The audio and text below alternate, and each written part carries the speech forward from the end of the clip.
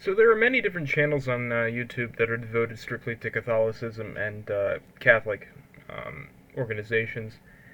And personally, watching them was a major part of my conversion to the Catholic Church. But generally, I've kind of shied away from watching them now. Specifically, the channels that focus on church drama.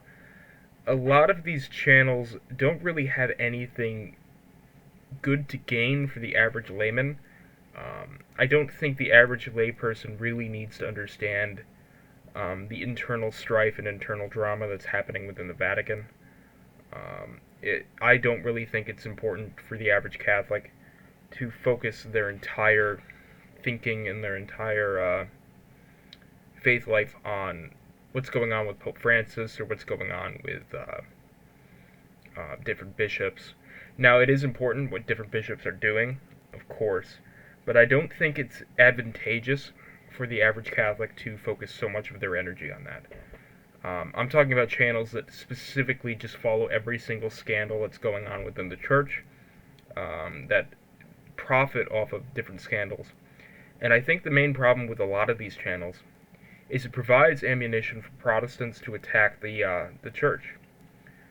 Every time that you bring up something negative that's happening within the church at whole, you are giving credence to Protestants who say, well, Catholicism can't be true because look at this bishop who's saying this scandalous thing.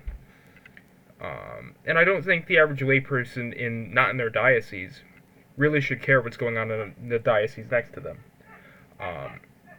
But a lot of these channels simply exist to profit off of scandals within the church. It's honestly one of the many reasons why I refuse to criticize the Holy Father on this channel. Unless it's something extremely egregious, I don't think criticizing Pope Francis is a very good idea. It simply gives ammunition for Protestants to put against the Catholic Church. If you were to say Pope Francis is doing this, it's super heretical, it's super bad, which it often really isn't super bad. There are definitely times that Pope Francis has made mistakes and comments that I personally disagree with it, but a lot of that can be chalked up to simple mistranslations or sources in the media that are they're twisting his words to fit whatever they want him to say. Like the time when he said something that a lot of Americans thought was against gun control, he was specifically talking about the gun manufacturers that are producing weapons for militaries. He is a very anti-war pope, and that comes from a position that is grounded within Christian theology that war is inherently bad. There are just wars that are good, but in general, most war is intrinsically a bad thing. Killing is bad. I mean, it's against one of the first 10 commandments. So, yeah, that's thou shalt not kill. So that quote by Pope Francis wasn't that bad. It was just taken out of context. A lot of the quotes from Pope Francis that are taken to be scandalous were actually done by the same Italian journalist who is a notorious atheist who has twisted or lied about Pope Francis's statements. A lot of his statements are taken out of context or mistranslated into English. But that's because Pope Francis does not speak very good English at all.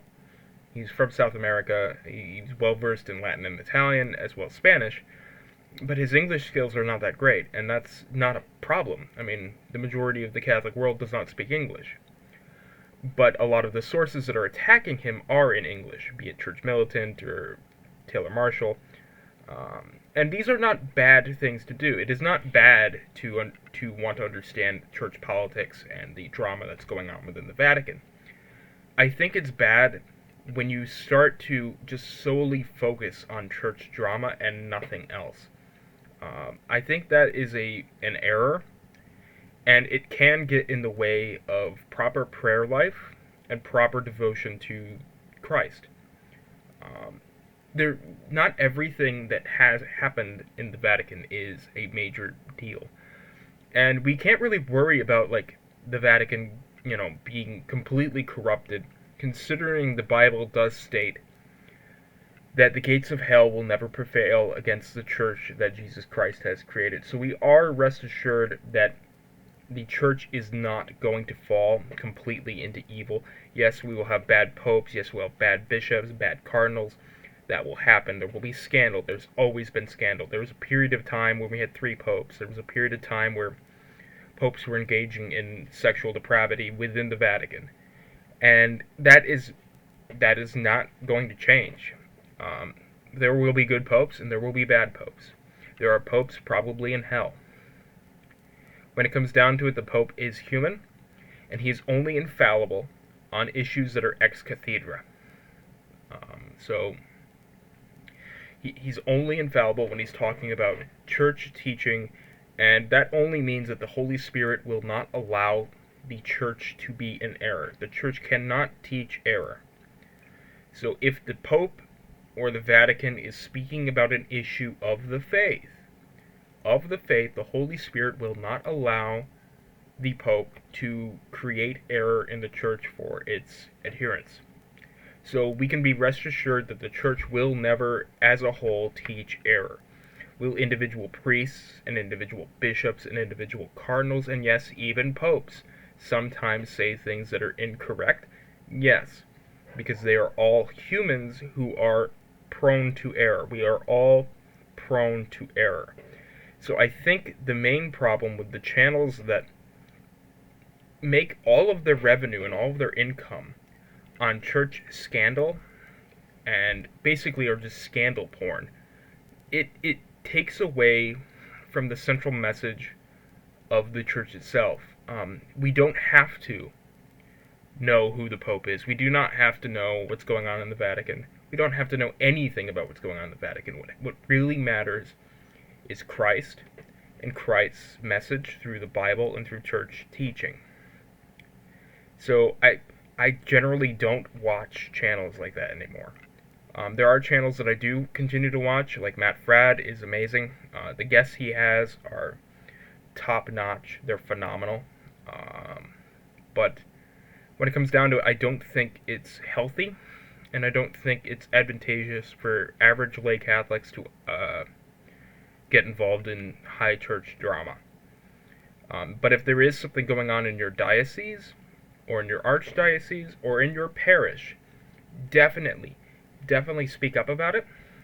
Contact your bishop, contact your priest, contact anyone in authority within your church, and let them know what's going on. That way you can get that thing rectified. Say some priest in your church is teaching heresy. Go to your bishop or your vicar general and tell them about it. If you do this, they might have a chance to stop this.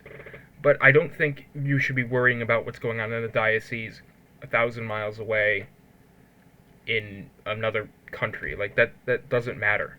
It does not matter to you.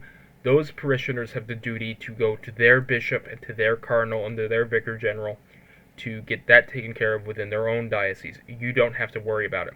You can definitely speak your mind about it, but getting all wrapped up about what's going on in another diocese is not really going to help your diocese. I think you should really focus on what's going on in your local community and your diocese, especially your parish.